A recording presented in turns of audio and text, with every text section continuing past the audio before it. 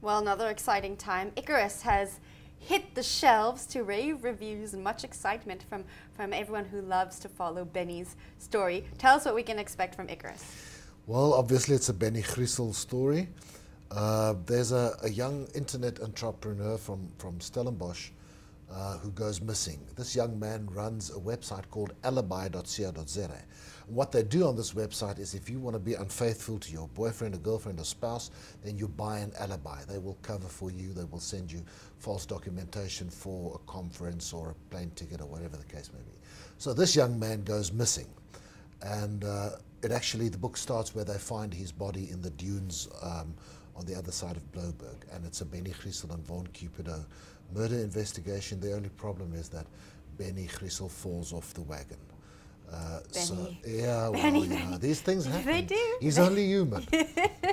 Now, what's interesting about Alibi, I thought, when I was learning about Alibi, was that there's a lot of comparisons here to the Ashley Madison scandal, Absolutely. which recently happened. What did you think of that when that unfolded, and obviously the book was finished? The thing is, in the book, Alibi gets hacked too. So this database of all the people who have bought alibis to be unfaithful, their names are going to be made public as well.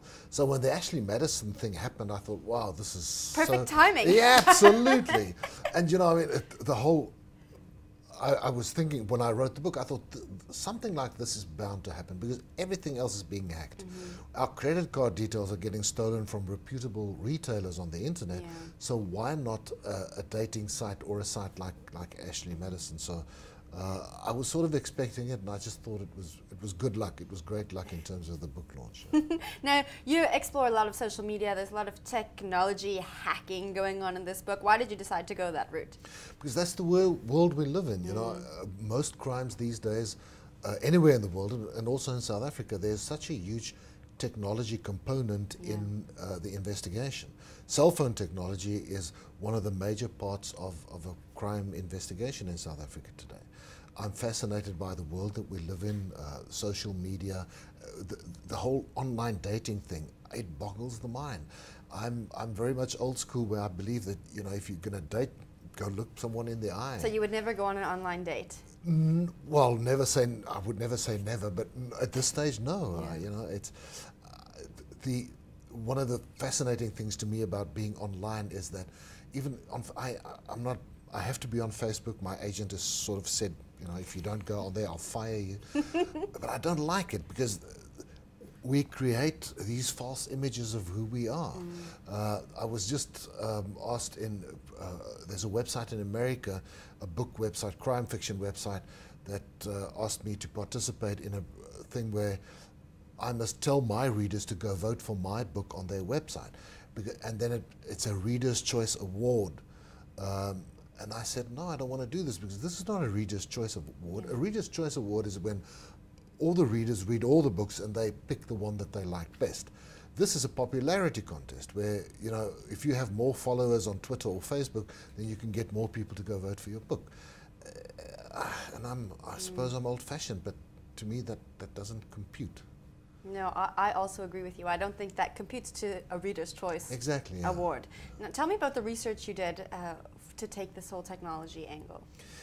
Well, you know, I worked in IT. I had my own little internet company way back. I still code my own website. So I keep a hand. Yeah, I love it. I absolutely love it. I love where HTML5 is going, and cascading style sheets are so exciting. I mean, it's old hat already, but in my day we just did sort of straightforward HTML. So, you know, I keep a hand in. I love technology. I love what it's doing to our lives. So I keep my hand in. For me, the most exciting research for this book was about the wine industry, because that's the other part of this book, is the wine industry. I've been wanting to write about the wine industry for maybe a decade now. Why? Because it's so what the Cape is about. You know, I grew up in Northwest Province, and looking down at the Cape, it was this mystical wine thing, you know. And my father used to work in Paarl, and he was on the church council. He was serving with the big wine farmers, and he always spoke with such great respect about, you know, their industry and their work and so on. So I've been fascinated by wine for so many years, But to write a crime novel about wine, you had to go look at the dark underbelly of the wine trade. Exactly.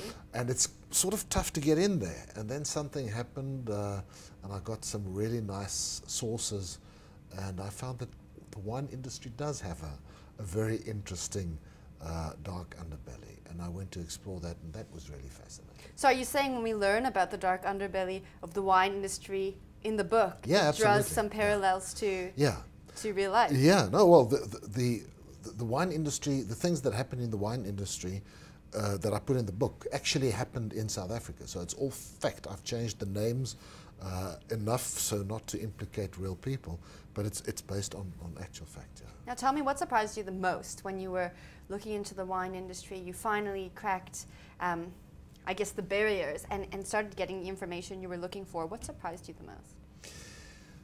I don't think anything really surprised me, because, you know, when you're doing, I've been writing crime fiction now for 20 years, and I've been doing research, and I realized that people in all industries are equally good and bad, greedy and not greedy, you know, so nothing surprised me. It's just that I think what I found surprising was that how did I miss these things? These things happen in our country, happen in our history quite recently.